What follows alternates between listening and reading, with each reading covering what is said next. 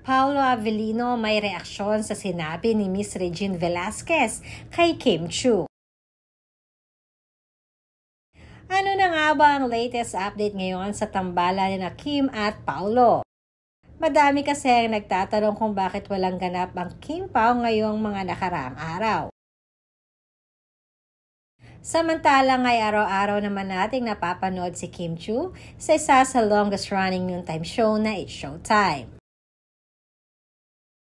Halos lahat nga ng aming natatanong ay isa lamang ay sinasagot ng mga ito kung bakit nila kinaabangan ng It's Showtime ngayon sa araw-araw.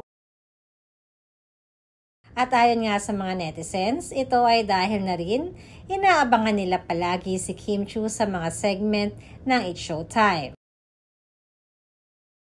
Aside from her daily outfit check ay kinagigiliwan din si Kim sa paghahatid nito ng saya sa halos lahat ng televiewers at followers ng It's Showtime.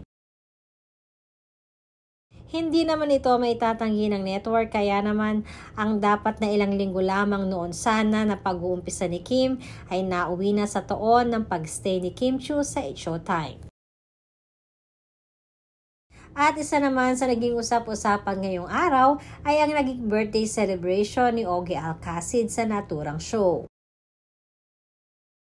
Na dumating din ang Asia Songbird at asawa nitong si Regine Velasquez at kasama din ang anak nila na si Nate upang i-greet si Ogie Alcacid.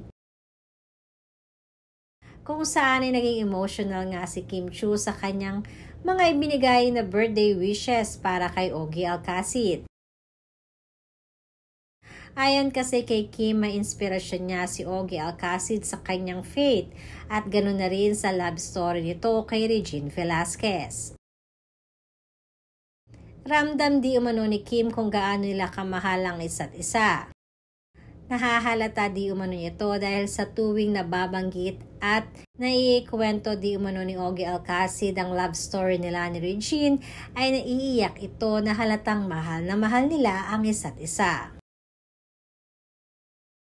Kaya naman sabi ni Kim, sana di umano ay dumating din ang para sa kanya na katulad ng meron sina Regine at Ogie. Nakaagad namang nag-react dito sina Regine at sinabing baka meron na, hindi mo lang or ayaw mo lang tingnan. At ang reaksyon naman ni Regine ay talagang hindi mo matatawaran na para bang sinasabing meron na nga.